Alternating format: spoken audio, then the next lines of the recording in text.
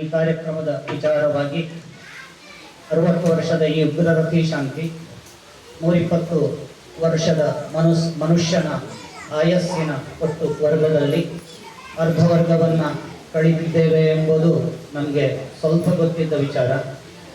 ಈ ಪೂರ್ತಿತ್ವವನ್ನು ತಾವು ತಮಗೆ ಹರಸಿ ಹೇಳಿ ತಿಳಿ ಹೇಳಿ ಆಶೀರ್ವದಿಸುವರೆ ಆ ಪ್ರಕಾರ ನಿಮ್ಮನ್ನು ಕೂಡ ಈ ಪ್ರಕಾರ ಮಳೆಯಲ್ಲಿ ಕರೆದು ತುಂಬ ದಣಿಸಿದ್ದೀವಿ.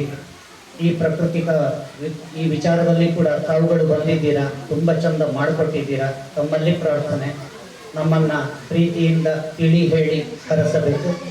ಮುಂದಿನ 60 ಸಂವತ್ಸರಗಳು ಕೂಡ ಆಯುವು ಆರೋಗ್ಯ ಐಶ್ವರ್ಯ ಅಭಿವೃದ್ಧಿಗಾಗಿ ಲಂಢೆ ಕುಟುಂಬ ಮತ್ತು ಶ್ರೀಮತಿ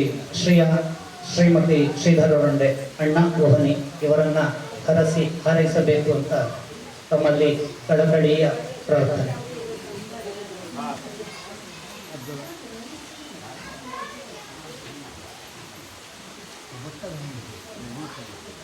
ಎಲ್ಲ ಬ್ರಾಹ್ಮಣರು ಅನುಮೋದಿಸಿದ ಪ್ರಕಾರ ನಾವು ಪೂಜೆ ದಾನ ದಕ್ಷಿಣ ಇತ್ಯಾದಿಗಳನ್ನು ಸ್ವೀಕಾರ ಮಾಡಿದ ಮೇಲೆ ಅಲ್ಲಿ ನಮಗೂ ಒಂದು ಜವಾಬ್ದಾರಿ ಅಂತೇಳಿ ಬರ್ತದೆ. ನಾವು ಪ್ರತಿವಚನವಾಗಿ ಏನಾದರೂ ಹೇಳಿದ್ರೆ ಆಗುವುದಿಲ್ಲ, ಏನನ್ನ ಹೇಳಬೇಕು ಅದನ್ನೇ ಹೇಳಬೇಕು.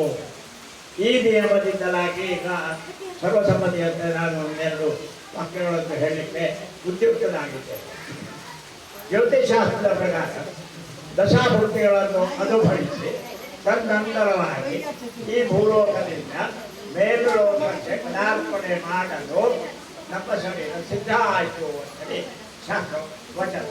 ಅದೇ ಪ್ರಕಾರವಾಗಿ ಜ್ಯೋತಿಷಾಸ್ತ್ರ ಪ್ರಕಾರ 120 ವರ್ಷಗಳನ್ನು ದಶಾಭೂತಿ ಅನುಭವಿಸಿ ತದನಂತರವಾಗಿ ಏನಾದರೂ ಪ್ರಾರ್ಥಿಸಿಕೊಂಡಂತೆ ಅವರು ಆಗಲೇ ಹೇಳಿದ್ದಾರೆ 120 ಅಂತೇಳಿ ಹೇಳಿಕೊಟ್ಟು.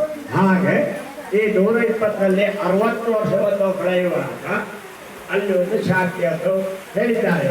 ಇತ್ತೀಚಿನ ಕಾಲದಲ್ಲಿ 50ಕ್ಕೆ ಒಂದು ಶಾಂತಿ, 55ಕ್ಕೊಂದು, 60ಕ್ಕೊಂದು ಇತ್ಯಾದಿ ಶಾಂತಿಗಳನ್ನು ಹೇಳಿದ್ದಾರೆ. ಅದು ನಮ್ಮ ಬ್ರಹ್ಮವರ್ಗದವರ ಅಭಿಲಾಷೆಯ ಅಥವಾ ಏನಾದರೂ ಇರಬಹುದು ಅದಕ್ಕೆ ಕಾರಣ. ಅದನ್ನು ಒಂದು ಮಾಡಿದ್ದಾರೆ, ಕೆಲವರು ಅದನ್ನು ಅನುಭವಿಸಿಯೂ ಇದ್ದಾರೆ. 60 ಶಾಂತಿಯನ್ನು ಮಾಡದೆ 55, 50 ಇತ್ಯಾದಿ ಮಾಡಿದವರು ಎಷ್ಟೋ ಮಂದಿ ಇದ್ದಾರೆ. ಇಲ್ಲಿ ಕಡಿಮೆ ಮಹಾರಾಷ್ಟ್ರದಲ್ಲಿ ಇದು ಚಾಲು ಉಂಟು. ಹಾಗೆ 25 ದಿವಸದಲ್ಲಿ ಈ 60ರ ಪೈಕಿ 120ರ ಪೈಕಿ 60 ಕಳೆಯುವಾಗ ಮನುಷ್ಯನಿಗೆ ಒಂದು ಪ್ರತ್ಯಯ ಬರ್ತದೆ, ಒಂದು ಜವಾಬ್ದಾರಿ ಇರ್ತದೆ.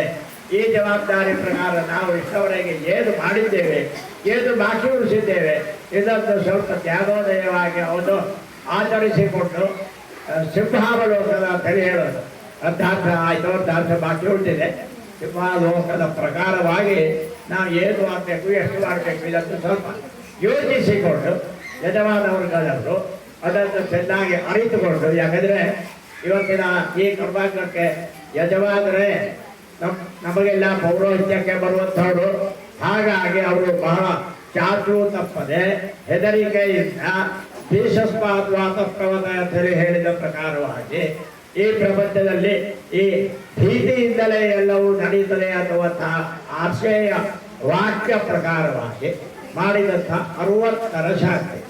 ಈ ಶಾಂತಿಯಲ್ಲಿ ಹೇಳಿದಂಥ ಅಶ್ವತ್ಥವಾದಿಗಳಿಗೆ ಸ್ವಾಹಾಕಾರ. ಆಮೇಲೆ ಇನ್ನೂ ಒಂದು ವಿಶೇಷವಾಗಿ ಅಂದರೆ ಮೃತ್ಯುಂಜಯ ಮಹಾರುದ್ರನಿಗೂ ಸ್ವಾಹಾಕಾರ ಹೇಳಿದೆ ಈ ಶಾಂತಿಯಲ್ಲಿ.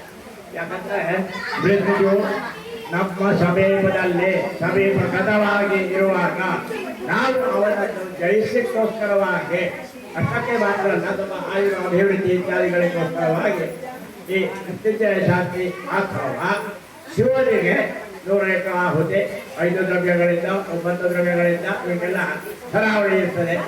ನಂತರವಾಗಿ ಈಶ್ವರನಿಗೆ ಪ್ರೀತ್ಯರ್ಥವಾಗಿ ಮಾಡಿದಂತಹ ಇವತ್ತಿನ ಹವನ, ಅಶ್ವತ್ಥಾಮಾದಿಗಳಿಗೆ ಮಾಡಿದಂತಹ ಹವನ, ಹಾಗೂ ಯಜಮಾನ ನಕ್ಷತ್ರ ಸ್ವನಕ್ಷತ್ರ ಆ ನಕ್ಷತ್ರ ಅಭಿವಾದಿ ದೇವತೆಗೂ ಕೂಡ ಸಹಕಾರವನ್ನು ಕೊಟ್ಟು ನಾವು ಆ ಅನುಗ್ರಹವನ್ನು ಪಡೆಯಲು ಸಿದ್ಧರಾಗುತ್ತೇವೆ ಅಂತ ಈ ಶಾಸ್ತ್ರೀಯ ಇವತ್ತಿನ ಈ ಕಾರ್ಯಕ್ರಮದಲ್ಲಿ ಮಾಡಿದಂತಹ ಕರ್ಮಾಂಗದಲ್ಲಿ ನಿಮ್ಮಿಂದಲಾಗಲಿ ಅಥವಾ ಪೌರೋಹಿತ್ಯಕ್ಕೆ ಬಂದಂತಹ ತಪ್ಪಿದ್ದಲಾಗಲಿ ಏನಾದರೂ ಹೆಚ್ಚುಗಡೆ ಘಟಿಸಿದ್ದು ಇದ್ರು ಅದನ್ನು ನಾವು ಭಗವಂತನಲ್ಲಿ ಕ್ಷಮೆಯನ್ನು ಹೇಳಿಕೊಂಡು ತದನಂತರವಾಗಿ ಇದರ ಯುಕ್ತಾಯುಕ್ತತೆಯನ್ನು ಅರಿತು ಭಗವಂತನು ಆ ದಂಪತಿಗಳಿಗೆ ಕೊಡುವಂತಹ ಆಶೀರ್ವಾದವಾಗಲಿ ಆಯುರ್ದಾಯ ಆಗಲಿ ಎಲ್ಲವನ್ನು ಕೊಟ್ಟು ಮುನ್ನಡೆಸಬೇಕಾಗಿ ಹಾಗೂ ಸಮಾಜದಲ್ಲಿ ಇವೆಲ್ಲ ಕೆಲಸ ಕಾರ್ಯಕ್ರಮಗಳು ನಡೀತಾ ಇದ್ದಾವೆ ಅಂತವಂತಹದ್ದು ಅಂತ ಬದಲದಲ್ಲಿ ಇಟ್ಟುಕೊಂಡು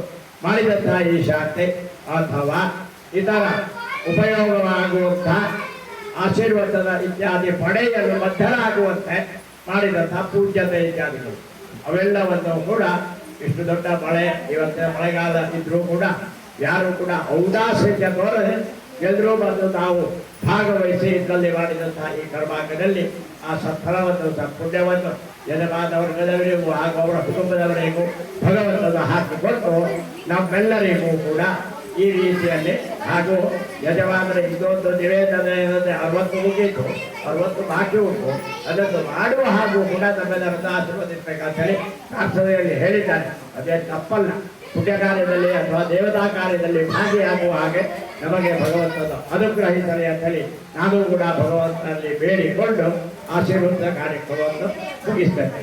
ಅಕ್ಕಲಿಂದ್ರ ವರುಣ ಮಿತ್ರವರ್ಯಮಾವಾಯು ಪೂಜಾ ಸರಸ್ವತಿ